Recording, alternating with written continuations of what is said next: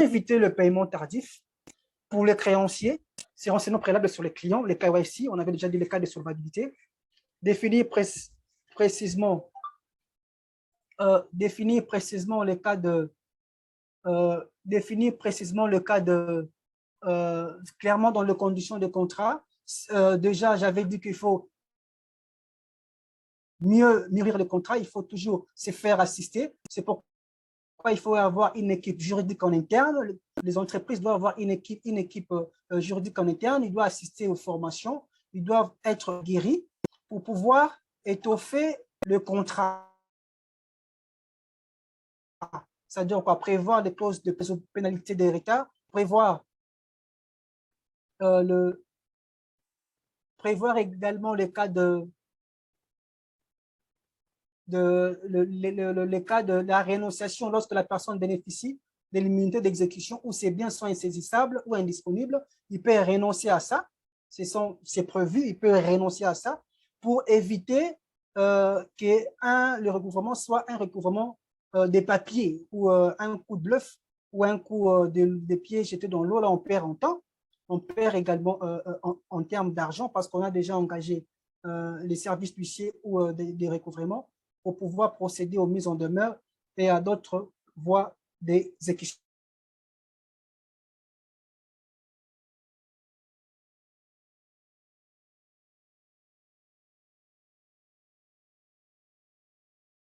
De créances ainsi que l'ensemble des engagements de la société. Et leurs exigibilités, les dates d'exigibilité, ça permet de pouvoir suivre tout ça. Il faut des fois également négocier les délais. Donc, les créanciers, lorsqu'il veut fidéliser sa clientèle, il peut accorder d'octroi de conditions de paiement déjà, ou accorder des restructurations, modifier un peu les pénalités de retard, modifier la mensualité à payer pour des créances qui sont assorties un peu qui sont payées par mensualité. Mais quand on négocie, il faut éviter d'être plus complaisant. Il faut vraiment être dur pour que les débutants ne puissent pas quand même profiter de la largesse de ces créanciers. Proposer aussi, basé que sur la confiance, on peut proposer lorsqu'on sent que les débutants ne s'exécutent pas pour des créances à exécution successives, on peut solliciter la couverture des garanties.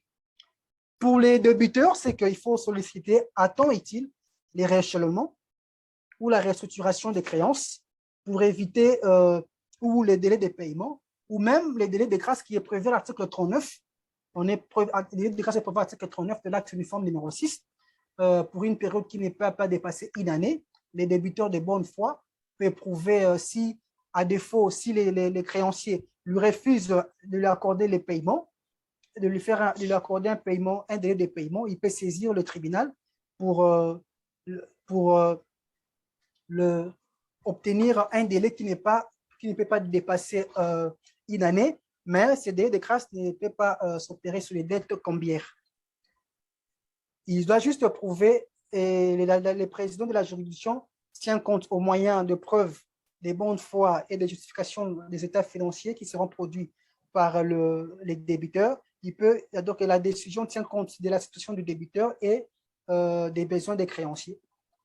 Les débiteurs également peuvent recourir, comme j'avais dit tantôt, aux procédures collectives qui sont des procédures de sauvetage pour pouvoir éviter la cessation rapide des activités parce que ça protège l'emploi, ça protège le travail, ça protège les relations, ça protège la vie même de la société.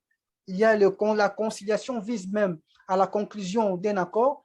Tout créancier ou tout débiteur, lorsqu'il constate que les débiteurs est en position d'insolvabilité ou de liquidité, la liquidité s'avère vraiment présente des problèmes avérés, ou bien la difficulté est vraiment avérée et prévisible, les créanciers ou le débiteur lui-même peut saisir le juge du tribunal des commerces pour une phase de conciliation préalable afin de trouver une solution pour conclure un contrat où on prévoit les délais de paiement, un autre délai de paiement et des possibilités de sortie dans le but de pouvoir éviter les difficultés financières. Une autre procédure, c'est la procédure de règlement préventif prévue à partir des articles, je crois, 6 jusqu'à, je crois, 20, quelque chose comme ça. Ce sont des procédures préventives qui est ouverte aux sociétés, aux personnes physiques ou morales, entreprises publiques qui a pris une forme, disons, des sociétés commerciales, à l'exception des établissements bancaires et assimilés, qui, eux, sont régis par le texte nationaux, par exemple, de la Banque centrale, de la loi particulière prévue par chaque État partie, pour pouvoir classer la liquidation, les banques en liquidation. Mais pour toute société, personnes physiques, pour toute entreprise, personne physique ou morale, parce que par entreprise, je vous rappelle la définition telle que donnée à l'article 1.3 de l'acte uniforme, ça prend en considération les personnes physiques ou morales, des droits privés ou des entreprises publiques qui exercent les commerces ou qui n'exercent pas les commerces. Donc là, lorsque les créanciers ou lorsque les créanciers ou les débiteurs constatent que son débiteur n'est pas en cessation des paiements, mais au moins présente des difficultés prévisibles, alors que son actif disponible n'arrive plus à faire face à son passif, à son ensemble des passifs, mais il s'est fait qu'il a quand même des factures en attente. On peut saisir le président pour pouvoir être classé dans les régimes de règlement préventif, parce que les régimes de règlement préventif sont uniquement ouvertes aux sociétés qui ne sont pas encore en cessation des paiements, mais qui présentent des difficultés énormes. Par exemple, les cas de liquidité, par exemple, les cas de liquidité, la société est solvable, mais n'a pas de liquidité pour pouvoir payer, mais il a des factures en souffrance. On peut solliciter la mise des règlements préventifs. Et l'article 9, l'article 6 donne des conditions. On a renforcé les conditions. Et l'article 9 peut dire que le président de la juridiction peut ordonner la suspension de poursuites individuelles dans un délai et peut désigner un expert. Et dans un délai de 3 mois, l'expert doit déposer son rapport et on doit, si la proposition concordataire apparaît, le projet de concordat apparaît sérieux, on peut homologuer le concordat qui permet à l'ensemble des créanciers de pouvoir se faire payer. Mais si c'est fait que le débiteur est déjà en cessation de paiement, mais dans une situation qui n'est pas irrémédiablement compromise, on peut saisir, là, les règlements préventifs ont saisi le président, mais dans la phase de redressement,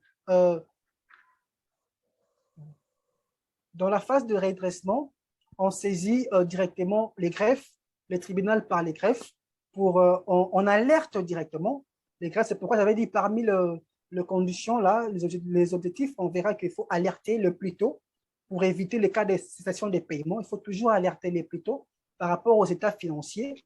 Et le président peut désigner un syndic qui peut être un expert, il peut désigner, on reprend toutes les créances qui souffrent des impayés. Et dès la mise en place de cette procédure, les débiteurs ne peuvent pas subir un cas de recouvrement forcé. Alors que par rapport à la suprématie, les actes conformes sur la procédure collective priment.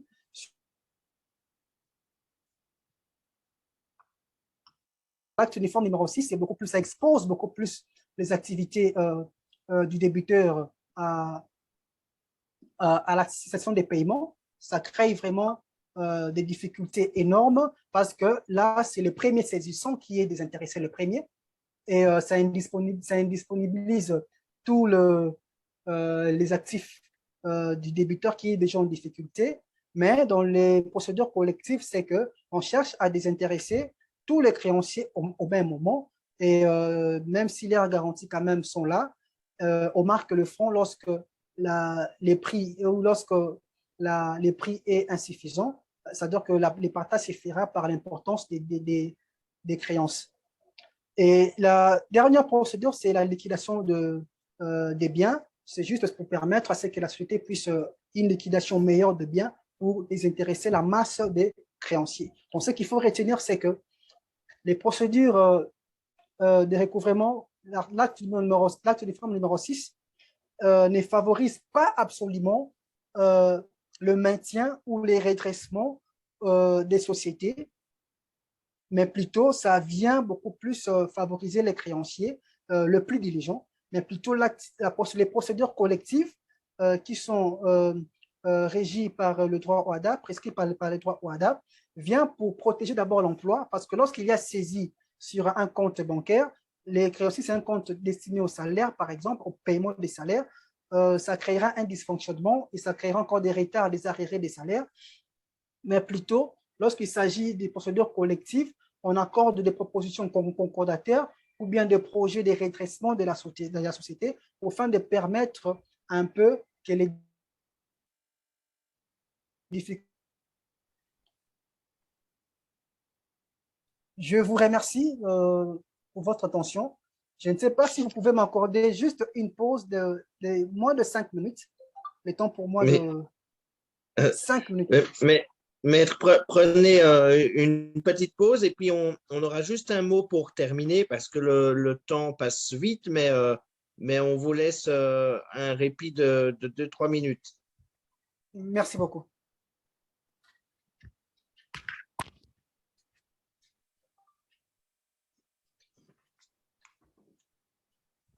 Voilà, peut-être en attendant le retour de Maître Olela, mais moi je suis assez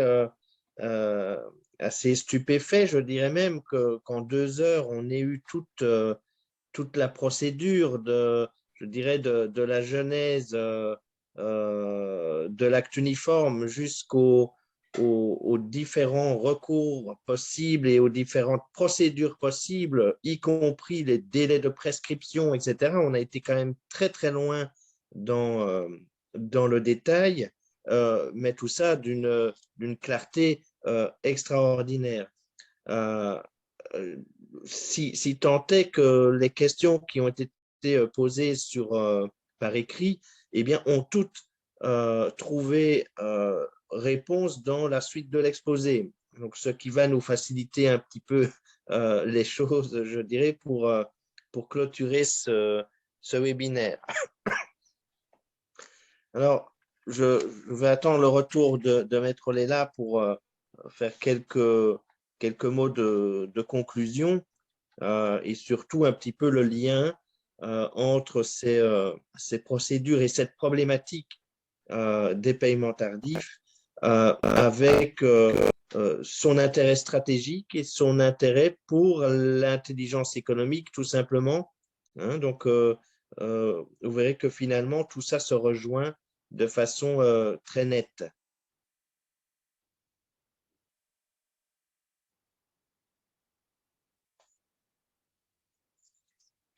Une chose qui a également été abordée et qui revient très souvent dans les sujets qui sont abordés par le débat africain de l'intelligence économique, c'est notamment l'aspect éthique des affaires.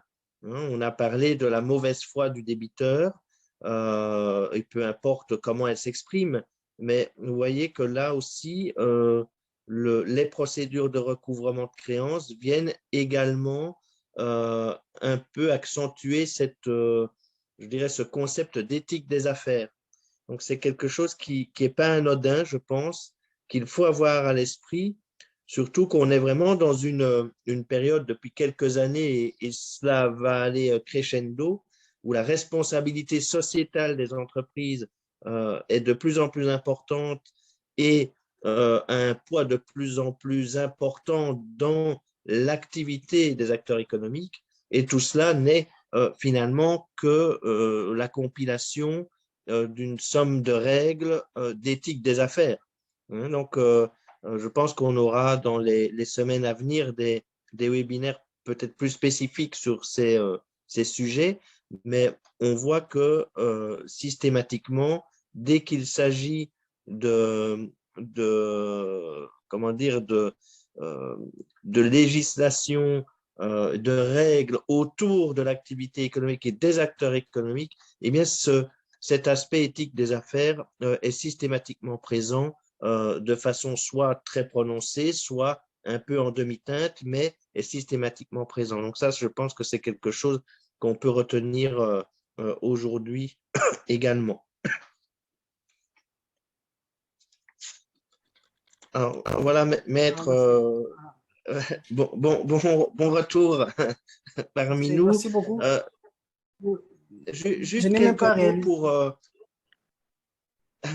juste quelques mots pour conclure un petit peu tout ce qui s'est dit. Alors, à nouveau, et je l'ai déjà fait en votre absence, mais à nouveau, un grand merci pour cet exposé d'une très grande clarté sur un sujet qui pourtant est technique et pas évident à aborder, surtout devant un panel d'auditeurs qui n'est pas forcément technicien de la chose.